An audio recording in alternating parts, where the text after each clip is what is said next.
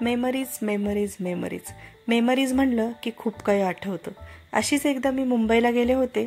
तिथे मी जुहू चौपाटीवरती एक बॉम्बे मसाला toast sandwich खाल्लं होतं आणि अचानक मला ते आठवलं आणि म्हणूनच मी आज वैशाली स्वयंपाकघरमध्ये तुमच्याबरोबर माझी ही एक आठवण जी आहे ती मी तुमच्याबरोबर शेअर करणार आहे. तर हॅलो एव्हरीवन, मी वैशाली स्वयंपाकघरमध्ये तुमचं पुन्हा एकदा मनापासून स्वागत आहे. चला तर मग बघूया आपण एकदम फास्ट एकदम झटपट होणारं असे बॉम्बे मसाला टोस्ट सँडविच कसं बनवायचं. सगळ्यात आधी मी इथे व्हेजिटेबल्स घेतलेले आहेत, त्यामध्ये तुम्ही आवडीप्रमाणे घेऊ शकता. इथे मी उकडलेला बटाटा घेतलेला आहे, कांदा, टोमॅटो आणि शिमला मिरची मी इथे घेतलेली आहे आणि काकडी घेतलेली आहे. आणि आता ती स्वच्छ धुवून मी व्यवस्थित बारीक करून घेतलेला आहे. बारीक असे स्लाइसेस करून घ्यायचे आहेत. आता आपल्याला इथे सँडविचसाठी तयार चटणी करायची आहे. इथे मी फ्रेश अशी कोथिंबीर घेतलेली आहे, स्वच्छ धुवून घेतलेली आहे. भरपूर तुम्ही कोथिंबीर घ्यायची आहे. त्यामध्ये इथे मी पुदिन्याची पानं फक्त घातलेली नाहीत, माझ्याकडे अवेलेबल नव्हती. तुमच्याकडे असतील तर तुम्ही नक्की घाला. तर इथे कोथिंबीर घातलेली आहे मी, त्याच्यामध्ये भाजलेले थोडेसे शेंगदाणे घातलेले आहेत.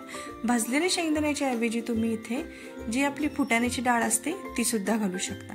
आता इथे मी त्यामध्ये लसूण आणि मिरची आणि मीठ आणि थोडंसं साखर घालून हे व्यवस्थित आपण मिक्सरला फिरून घेणार आहोत. इथे मी बारीक करून घेतलेलं आहे, तुम्ही बघू शकता. आपली मस्त सँडविचची चटणी इथे तयार झालेली आहे. इथे मी अमूलच्या 2 चीजचे क्यूब्स घेतलेले आहेत आणि अमूल बटर सुद्धा इथे मी घेतलेलं आहे. आता आपण इथे 3 स्लाइसेस घेणार आहोत ब्रेडचे. 3 लेअरमध्ये आपल्याला हे सँडविच करायचं आहे. पहिल्या लेअरला आपण इथे बटर लावून घेणार आहोत. बटर हे रूम टेम्परेचरवरच पाहिजे, तर ते व्यवस्थित स्प्रेड होतं.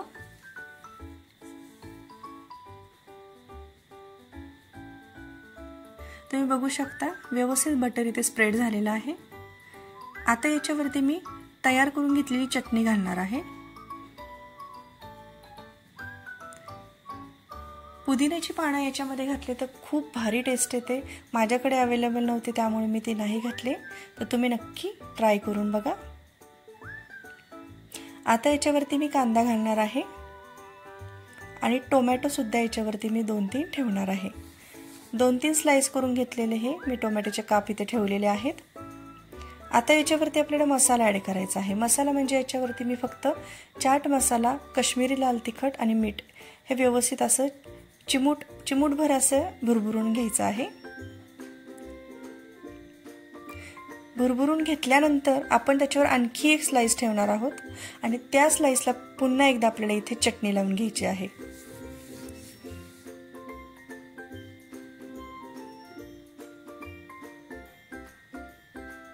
आता याच्यावरती आपल्याला दुसरे जे व्हेजिटेबल्स आहेत ते याच्यावरती ठेवून घ्यायचे आहेत. इथे मी काकडी घेणार आहे ठेवून. उकडून घेतलेला बटाटा सुद्धा याच्यावरती मी ठेवणार आहे आणि शिमला मिरची पण याच्यावरती मी घातलेली आहे. आणि पुन्हा एकदा आपल्याला याच्यावर मसाला भुरभुरायचा आहे.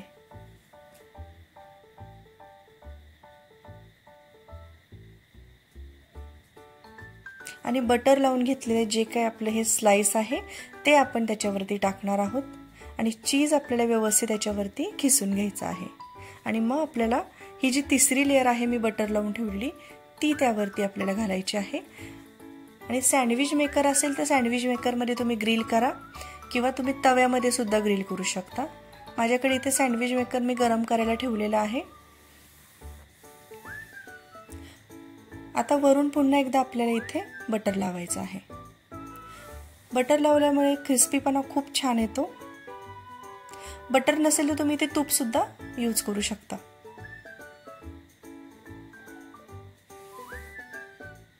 थोडंसं बटर मी इथे या ग्रिलरला लावून घेणार आहे आणि त्यावरती आपल्याला हे सँडविच ठेवून घ्यायचं आहे.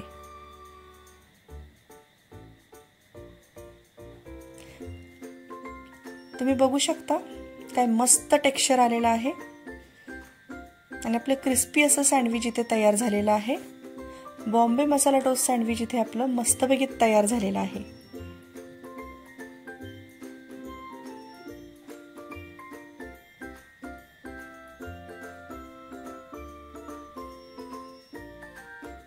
मी वरून सुद्धा पुन्हा एकदा बटर लावून घेत आहे.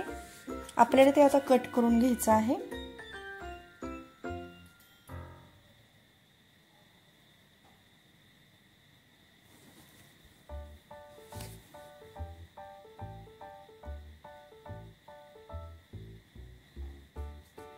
खूप सुंदर असं याचं टेक्स्चर आलेलं आहे, तुम्ही बघू शकता. एकदम आपण स्ट्रीटवर खातो तसंच आपलं एक्झॅक्टली सँडविच तयार झालेलं आहे. तुम्ही बघू शकता आतून सुद्धा चीज व्यवस्थित मेल्ट झालेला आहे आणि चटणी वगैरे सगळी छानपैकी इथे मस्त बेक झालेली आहे. आता इथे मी सँडविच ठेवून घेत आहे, त्याच्यावरती आपल्याला गार्निशिंग करायची आहे. चीज मी इथे घालणार आहे.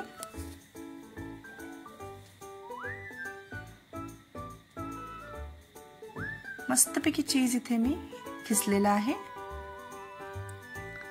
आपलं बॉम्बे मसाला टोस्ट सँडविच इथे तयार झालेला आहे. तुम्हाला कशी वाटली ही रेसिपी मला नक्की कमेंट करून सांगा. आणि आणखी काय अशा तुमच्या आठवणी असतील तर नक्की मला एखादी रेसिपी असेल तर नक्की कमेंट करून सांगा. तर चला तर मग भेटूया आपण पुढच्या रेसिपीमध्ये. आणि तुम्हाला जर रेसिपी आवडली असेल तर नक्की लाईक, शेअर आणि सबस्क्राईब करा आणि कमेंट करायला विसरू नका. थँक्यू.